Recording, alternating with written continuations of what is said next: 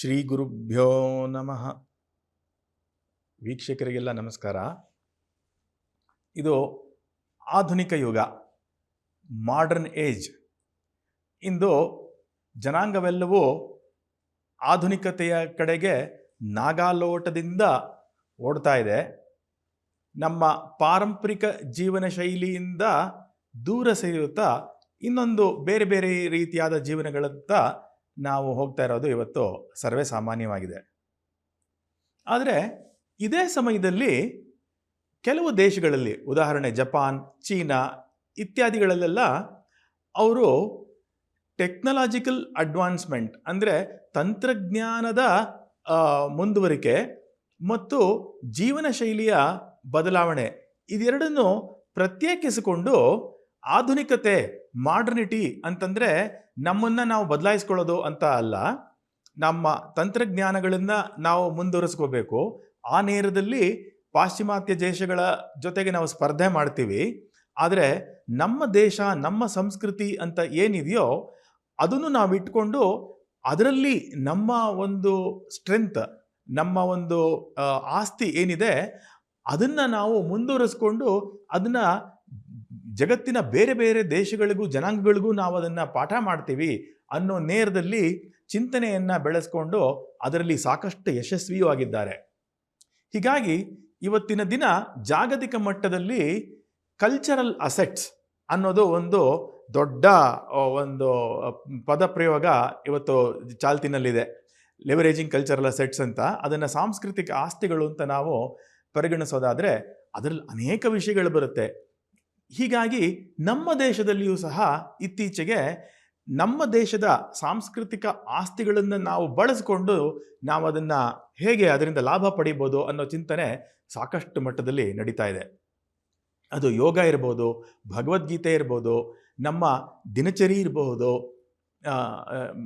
ನಮ್ಮ ಸಾಹಿತ್ಯ ಇರ್ಬೋದು, ಅನೇಕ ರೀತಿಯಲ್ಲಿ ಇದರ ಬಗ್ಗೆ ಚಿಂತನೆ ಬಹುಮುಖವಾಗಿ ನಡೀತಾ ಇದೆ. ಅದರಲ್ಲಿ ಒಂದು ವಿಷಯ ಏನು ಅಂತ ಕೇಳಿದ್ರೆ ಬಹಳ ಸರಳವಾದ ವಿಷಯ. ಅದು ಬೆಳಗ್ಗೆ ಬೇಗ ಏಳೋದು. ಆ ಬೆಳಗ್ಗೆ ಬೇಗ ಏಳೋದು ಅನ್ನೋ ನೇರದಲ್ಲಿ ಇವತ್ತು ಪಾಶ್ಚಾತ್ಯ ದೇಶಗಳ ಚಿಂತನೆ ಹೇಗಿದೆ ಅಂತಂದರೆ, ಬೆಳಗ್ಗೆ 5 ಗಂಟೆಗೆ ಏಳಬೇಕು ಅನ್ನೋದ್ರ ಬಗ್ಗೆನೇ, ಯಾಕೆ ಏಳಬೇಕು, ಹೇಗೆ ಏಳಬೇಕು ಅನ್ನೋದ್ರ ಬಗ್ಗೆನೇ ಒಂದು ಪುಸ್ತಕ ಇದೆ. ದ 5 AM ಕ್ಲಬ್ ಅಂತ ಒಬ್ಬರು ರಾಬಿನ್ ಶರ್ಮಾ ಅಂತಂತಹ ಇವರು ಪ್ರಖ್ಯಾತ ಲೇಖಕರು ಬರೆದಿದ್ದಾರೆ ಅದನ್ನ. ಮತ್ತು ಅದ್ರ ಬಗ್ಗೆ 5 AM ಕ್ಲಬ್ ಅಂತ ಜನಗಳು ಬೆಳಗ್ಗೆ 5 ಗಂಟೆಗೆ ಏಳೋದು ಒಂದೇ ವಿಷಯವನ್ನು ಗುರಿಯಾಗಿಟ್ಕೊಂಡು ಅದರ ಬಗ್ಗೆ ಒಂದು ಸಂಘ ಸಂಸ್ಥೆಗಳನ್ನೆಲ್ಲ ರಚಿಸಿಕೊಂಡು ಅದನ್ನು ಹೇಗೆ ಬೆಳಗ್ಗೆ ಬೇಗ ಏಳಬೇಕು ಅನ್ನೋದ್ರ ಬಗ್ಗೆನೇ ಚಿಂತನೆ ನಡೆಸ್ತಾ ಇದ್ದಾರೆ. ವೀಕ್ಷಕರೇ, ಇದನ್ನು ನಾವು ಸ್ವಲ್ಪ ಕೂಲಂಕಷವಾಗಿ ನೋಡಿದ್ರೆ ಬೆಳಗ್ಗೆ ಬೇಗ ಏಳೋದು ಅನ್ನೋದು ನಮ್ಮ ದಿನಚರಿಯ ಎಷ್ಟು ಅವಿಭಾಜ್ಯವಾದ ಅಂಗವಾಗಿತ್ತಲ್ವಾ. ಇವತ್ತು ಹಳ್ಳಿಗಾಡಲ್ಲಿ ಹೋಯ್ತು ಅಂತಂದರೆ ಒತ್ತಾರೆ ಬೇಗ ಹೇಳೋದು ಅನ್ನೋರ ಒಂದು ಗ್ರಾಮ್ಯವಾಗಿ ಅವ್ರು ಹೇಳೋ ನೇರದಲ್ಲಿ ಸೂರ್ಯೋದಯಕ್ಕೆ ಮುಂಚೆ ಎಲ್ಲರೂ ಹೇಳೋದು ಸರ್ವೇ ಸಾಮಾನ್ಯವಾಗಿತ್ತು ಅಲ್ವಾ. ಅದನ್ನು ನಾವು ಆಧುನಿಕ ಜೀವನದ ಅಳವಡಿಕೆಯಲ್ಲಿ ಅದನ್ನು ನಾವು ಕೈ ಬಿಟ್ಟು ಇವತ್ತು ಅದನ್ನು ಆ ಬೆಳಗ್ಗೆ ಬೇಗ ಹೇಳೋದು ಅನ್ನೋದು ಒಂದು ಅದರ ಬಗ್ಗೆ ಒಂದು ದೊಡ್ಡ ಸಂಶೋಧನೆ ಮಾಡಿ ಅದನ್ನು ಒಂದು ದೊಡ್ಡ ಮಟ್ಟದ ಸಾಂಘಿಕವಾದ ಪ್ರಯತ್ನ ರೂಪದಲ್ಲಿ ಇವತ್ತು ನಡೀತಾ ಇದೆ. ಇದು ಯಾಕೆ ಹೀಗಾಯಿತು? ನಮ್ಮ ಬೆಳಗ್ಗೆ ಬೇಗ ಹೇಳೋದು ಅನ್ನೋದು ನಮ್ಮ ಪಾರಂಪರಿಕ ಜೀವನ ಪದ್ಧತಿಯ ಒಂದು ಸಣ್ಣ ಅಂಗ. ಅದನ್ನು ನಾವು ಕೈ ಬಿಟ್ವಿ. ಅಂದ್ರೆ ಏನು? ಈ ಬೆಳಗ್ಗೆ ಹೇಳುವಂತಹ ಒಂದು ಅಭ್ಯಾಸ ನಮ್ಮ ಸಾಂಸ್ಕೃತಿಕ ಆಸ್ತಿ. ಅದನ್ನು ನಾವು ಕೈ ಬಿಟ್ವಿ. ಅದರಿಂದ ಪರಿತಪಿಸ್ತಾ ಇದ್ದೀವಿ. ಪುನಃ ಅದನ್ನು ಗಳಿಸ್ಕೊಳ್ಳೋದಕ್ಕೆ ಹರಸಾಹಸ ಮಾಡ್ತಾ ಇದ್ದೇವೆ. ಆದ್ದರಿಂದ ನಮ್ಮ ಸಾಂಸ್ಕೃತಿಕ ಆಸ್ತಿಗಳನ್ನು ಕೈ ಬಿಡಬಾರ್ದು. ಕೈ ಬಿಟ್ಟಿರುವಂತಹ ಆಸ್ತಿಯನ್ನು ನಾವು ಪುನಃ ಮೈಗೂಡಿಸ್ಕೋಬೇಕು. ಯಾಕೆ ಅಂತ ಹೇಳಿದ್ರೆ, ಇದು ಒಂದೊಂದು ಸಣ್ಣ ಸಣ್ಣ ವಿಷಯದ ಹಿಂದೆಯೂ ಬಹು ದೊಡ್ಡ ವ್ಯಾಪಕವಾದ ಚಿಂತನೆಯನ್ನು ಮಹರ್ಷಿಗಳು ಇಟ್ಕೊಂಡು ನಮ್ಮ ಈ ಸಂಸ್ಕೃತಿಯನ್ನು ಅವರು ರೂಪಿಸಿದ್ದಾರೆ.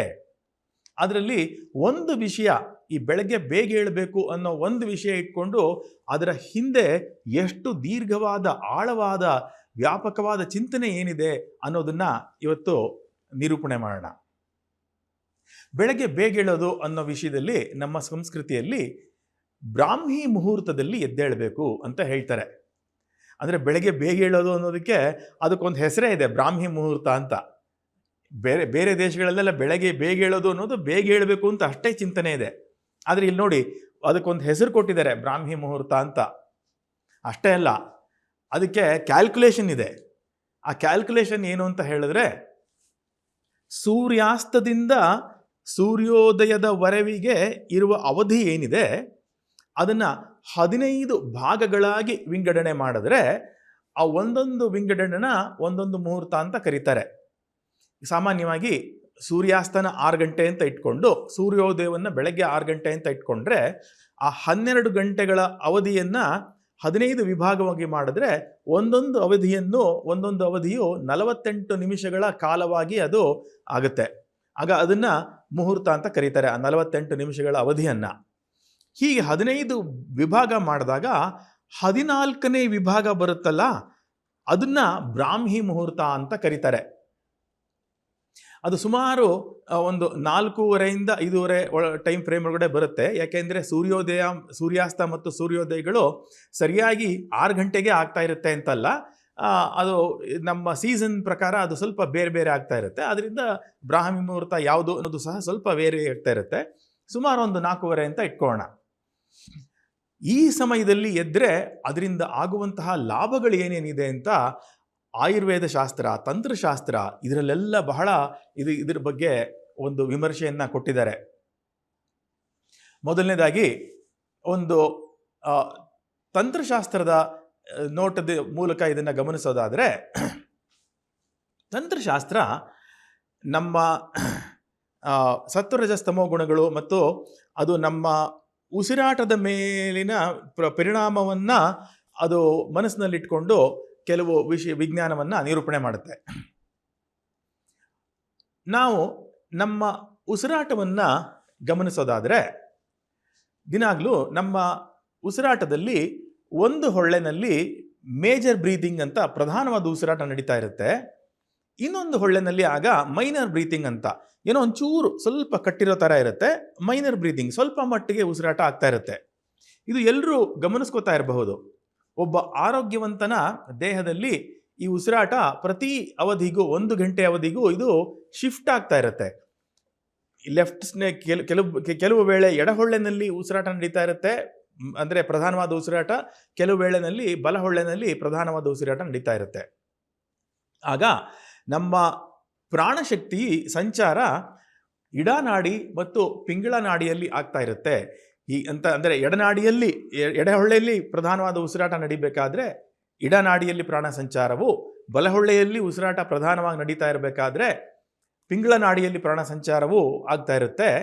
ಆದರೆ ಸಂಧಿಕಾಲ ಅಂತ ಒಂದು ಹೇಳ್ತಾರೆ, ಸೂರ್ಯಾಸ್ತ ಸೂರ್ಯೋದಯ ಈ ಕಾಲದಲ್ಲಿ ಮತ್ತು ಈ ಸೂರ್ಯಾಸ್ತದ ಸ್ವಲ್ಪ ಮುಂಚೆ, ಸೂರ್ಯಾಸ್ತದ ಸ್ವಲ್ಪ ನಂತರ ಇದು ವಿಸ್ತರಣೆ ಆಗುತ್ತೆ. ಆಗ ಎರಡೂ ಹೊಳ್ಳೆಯಲ್ಲಿ ಸಮಾನವಾದ ಪ್ರಮಾಣದಲ್ಲಿ ಉಸಿರಾಟ ನಡೀತಾ ಇರುತ್ತೆ ಅನ್ನೋದನ್ನು ಪ್ರತಿಯೊಬ್ಬ ಆರೋಗ್ಯವಂತ ಮನುಷ್ಯನು ಗಮನಿಸ್ಕೋಬಹುದು. ಹೀಗೆ ಎರಡೂ ಹೊಳ್ಳೆಯಲ್ಲಿ ಸಮ ಪ್ರಮಾಣದಲ್ಲಿ ಉಸಿರಾಟ ನಡೀತಾ ಇರಬೇಕಾದ್ರೆ ನಮ್ಮ ಪ್ರಾಣಶಕ್ತಿಯು ಸುಷುಮ್ನ ನಾಡಿಯಲ್ಲಿ ಸಂಚಾರವಾಗುವುದಕ್ಕೆ ಅದು ಪೋಷಕವಾಗಿರುತ್ತೆ. ಹಾಗೆ ಪೋಷಕವಾದಾಗ ನಮ್ಮ ಮನಸ್ಸನ್ನು ಅಂತರ್ಮುಖವಾಗಿಸಿ ಧ್ಯಾನ ಮಾಡೋದಕ್ಕೆ, ಜಪಗಳನ್ನು ಮಾಡೋದಕ್ಕೆ ಅತ್ಯಂತ ಸೂಕ್ತವಾದ ಕಾಲವಾಗಿರುತ್ತೆ. ಯಾವಾಗ ಪಿಂಗಳ ನಾಡಿಯಲ್ಲಿ ಪ್ರಾಣ ಸಂಚಾರ ಆಗುತ್ತೋ ಆಗ ಒಂದು ಭೌತಿಕವಾದ ಚಟುವಟಿಕೆಗಳಿಗೂ, ಇಡನಾಡಿಯಲ್ಲಿ ಪ್ರಾಣ ಸಂಚಾರವಾಗಬೇಕಾದ್ರೆ ಮಾನಸಿಕವಾದ ಚಟುವಟಿಕೆಗಳಿಗೂ ಅದು ಪೋಷಕವಾಗಿದ್ದು, ಈ ಸುಷುಮ್ನ ನಾಡಿಯಲ್ಲಿ ಯಾವಾಗ ಪ್ರಾಣ ಸಂಚಾರವಾಗುತ್ತೋ ಆಗ ಅದು ಯೋಗ ಮಾರ್ಗದಲ್ಲಿ ಮನಸ್ಸನ್ನು ನಿಶ್ಚಲವಾಗಿಸಿ ನಮ್ಮ ಒಳಗಡೆಗೆ ತೆಗೆದುಕೊಂಡು ಹೋಗುವಂಥ ಅಂತರ್ಮಾರ್ಗದಲ್ಲಿ ಸಾಗುವುದಕ್ಕೆ ಒಂದು ಪ್ರಶಸ್ತವಾದ ಒಂದು ಕಾಲವಾಗಿರುತ್ತೆ ಅದು. ಹೀಗೇನೆ ಒಂದು ತ್ರಿಗುಣಗಳ ಮೂಲಕ, ಅಂದರೆ ಒಂದು ಸಾಂಖ್ಯಯೋಗದ ಒಂದು ದೃಷ್ಟಿಕೋನದಿಂದ, ಸಾಂಖ್ಯಶಾಸ್ತ್ರದ ಒಂದು ದೃಷ್ಟಿಕೋನದಿಂದ ನೋಡೋದಾದರೆ, ಸಾಂಖ್ಯಶಾಸ್ತ್ರ ಈ ಸೃಷ್ಟಿಯೆಲ್ಲವೂ ತ್ರಿಗುಣಮಯವಾಗಿದೆ ಅಂತ ಹೇಳಿ, ಆ ತ್ರಿಗುಣಗಳು ಯಾವುವು ಅಂತ ಕೇಳಿದ್ರೆ ಸತ್ವಗುಣ, ರಜೋಗುಣ ಮತ್ತು ತಮೋಗುಣ ಎಂಬುದಾಗಿ. ಸತ್ವಗುಣ ಅನ್ನೋದು ನಮ್ಮ ಮನಸ್ಸಿನಲ್ಲಿ ಶಾಂತಿಯನ್ನು ಉಂಟು ಮಾಡಿದ್ರೆ, ರಜೋಗುಣ ಅನ್ನೋದು ನಿರಂತರವಾದ ಬದಲಾವಣೆಯನ್ನು ತಂದುಕೊಡುತ್ತೆ, ತಮೋಗುಣ ಅನ್ನೋದು ಒಂದು ಜಾಡ್ಯವನ್ನು ಉಂಟು ಮಾಡುವಂತಹ ಒಂದು ಗುಣವಾಗಿರುತ್ತೆ. ಇದರಲ್ಲಿ ಅವರು ಒಂದು ಇಡೀ ದಿನವನ್ನು ಸತ್ವಪ್ರಧಾನ, ರಜಃಪ್ರಧಾನ, ತಮೋಪ್ರಧಾನ, ತಮಃಪ್ರಧಾನ ಎಂಬುದಾಗಿ ಅದನ್ನು ವಿಂಗಡಣೆ ಮಾಡಿ, ಸಾಮಾನ್ಯವಾಗಿ ಬೆಳಗ್ಗೆ 4 ಗಂಟೆಯಿಂದ 8 ಗಂಟೆವರೆಗೂ ಅದು ಸತ್ವಪ್ರಧಾನವಾದ ಕಾಲ. ಬೆಳಗ್ಗೆ 8 ಗಂಟೆಯಿಂದ ಸಂಜೆ 4 ಗಂಟೆವರೆಗೂ ಯಾವಾಗ ಸೂರ್ಯ ಪ್ರಖರವಾಗಿರ್ತಾರೋ ಅದು ರಜಃಪ್ರಧಾನವಾದ ಕಾಲ. ಮತ್ತು ರಾತ್ರಿ 8 ಗಂಟೆಯಿಂದ ಬೆಳಗ್ಗೆ 4 ಗಂಟೆವರೆಗೂ ತಮಃಪ್ರಧಾನವಾದ ಕಾಲ ಎಂಬುದಾಗಿ ವಿಂಗಡಣೆ ಮಾಡಿ, ನಾವು ಆ ಸತ್ವಪ್ರಧಾನ ಕಾಲದಲ್ಲಿ ಎದ್ದು ನಾವು ಧ್ಯಾನಮುಖರಾದರೆ ಆವಾಗ ನಮಗೆ ಧ್ಯಾನ ಚೆನ್ನಾಗಿ ಆಗುತ್ತೆ. ಮತ್ತು ಅದರ ನಂತರ ನಮ್ಮ ದಿನದ ಚಟುವಟಿಕೆಗಳಲ್ಲೂ ಚೆನ್ನಾಗಿ ಆಗುತ್ತೆ ಎಂಬುದಾಗಿ ಅದನ್ನು ವಿಂಗಡಣೆ ಮಾಡಿದ್ದಾರೆ. ಹೀಗಾಗಿ ಆ ಬ್ರಾಹ್ಮಿ ಮುಹೂರ್ತ ಅನ್ನೋದು ಈ ಸತ್ವಪ್ರಧಾನವಾದ ಕಾಲಕ್ಕೆ ಅದು ಸೇರಿಕೊಳ್ಳುತ್ತೆ.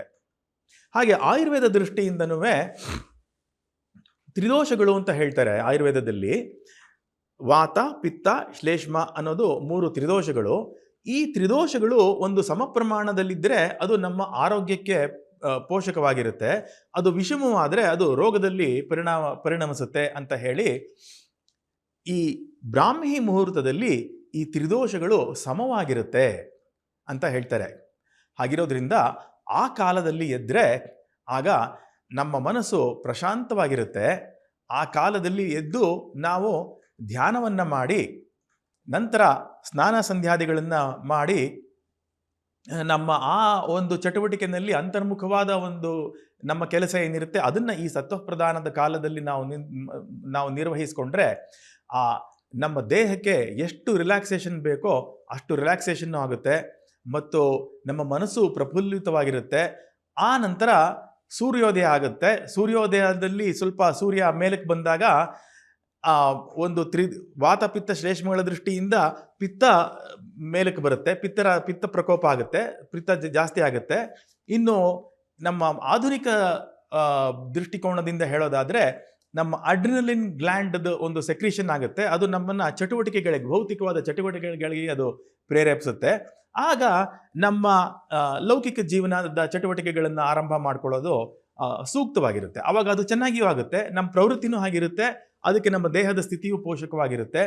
ಹಾಗೆ ಅದು ಚಟುವಟಿಕೆಯಾಗಿರುತ್ತೆ, ಹಾಗೆ ಅದು ಪೋಷಕವಾಗಿರುತ್ತೆ. ಅದು ಬಿಟ್ಬಿಟ್ಟು ಆ ಬ್ರಾಹ್ಮಿ ಮುಹೂರ್ತದಲ್ಲಿ ನಾವು ಮಲ್ಕೊಂಡ್ರೆ ಏನಾಗುತ್ತೆ, ಕಫ ವೃದ್ಧಿ ಆಗುತ್ತೆ. ಸೂರ್ಯೋದಯದ ನಂತರ ಮಲ್ಕೊಂಡ್ರೆ ಕಫ ವೃದ್ಧಿಯಾಗಿ ಜಾಡ್ಯ, ಮಾಂದ್ಯ ಇದೆಲ್ಲ ಉಂಟಾಗಿ ನಮಗೆ ದೇಹದಲ್ಲಿ ರೋಗಕ್ಕೆ ಅದೇ ಕಾರಣವಾಗುತ್ತೆ. ಹೀಗೆ ಇಷ್ಟೆಲ್ಲ ನಾನಾ ಶಾಸ್ತ್ರಗಳ ಮುಖವಾಗಿ ಚಿಂತನೆ ನಡೆಸಿ ನಾವು ಎಷ್ಟೊತ್ತಿಗೆ ಹೇಳಬೇಕು ಅನ್ನೋದನ್ನು ಮಹರ್ಷಿಗಳು ವಿಧಿಸಿದ್ದಾರೆ. ಕೃಷ್ಣ ಪರಮಾತ್ಮನೂ ಹೀಗೆ ಬ್ರಾಹ್ಮಿ ಮುಹೂರ್ತದಲ್ಲೇ ಎದ್ದು ಧ್ಯಾನಾಸಕ್ತನಾಗಿ ಆನಂತರ ಅವನು ತನ್ನ ಚಟುವಟಿಕೆಗಳನ್ನು ಮಾಡ್ತಾ ಇದ್ದ. ಶ್ರೀರಾಮಚಂದ್ರ ಪ್ರಭುವು ಹಾಗೆ ಮಾಡ್ತಾ ಇದ್ದ. ಅಷ್ಟೇ ಅಲ್ಲ, ಭರತನಿಗೆ ನೀ ಹೀಗೆ ಮಾಡ್ತಾ ಇದೆಯಾ ಅಂತ ಕೇಳ್ತಾನೆ ಅವನು. ಅಷ್ಟೇ ಅಲ್ಲ, ಋಷಿ ಮಹರ್ಷಿಗಳೆಲ್ಲರೂ ಇದನ್ನು ಅನುಸರಿಸ್ತಾ ಇದ್ರು. ಗೌತಮ ಧರ್ಮ ಸೂತ್ರದಲ್ಲಿಯೂ ಸಹ ನೀವು ಎಷ್ಟೊತ್ತಿಗೆ ಹೇಳಬೇಕು, ನಿಮ್ಮ ದಿನಚರಿ ಹೇಗಿರಬೇಕು ಅನ್ನೋದರಲ್ಲಿ ಹೀಗೆ ಬ್ರಾಹ್ಮಿ ಮುಹೂರ್ತದಲ್ಲೇ ಹೇಳಬೇಕು ಅನ್ನೋದನ್ನು ವಿಧಿಸಿದ್ದಾರೆ. ಹೀಗಿರೋದ್ರಿಂದ ವೀಕ್ಷಕರೇ, ಬೆಳಗ್ಗೆ ಏಳೋದು, ಬ್ರಾಹ್ಮಿ ಮುಹೂರ್ತದಲ್ಲಿ ಏಳೋದು ಅನ್ನೋದು ನಮ್ಮ ಒಂದು ಸಾಂಸ್ಕೃತಿಕ ಆಸ್ತಿ.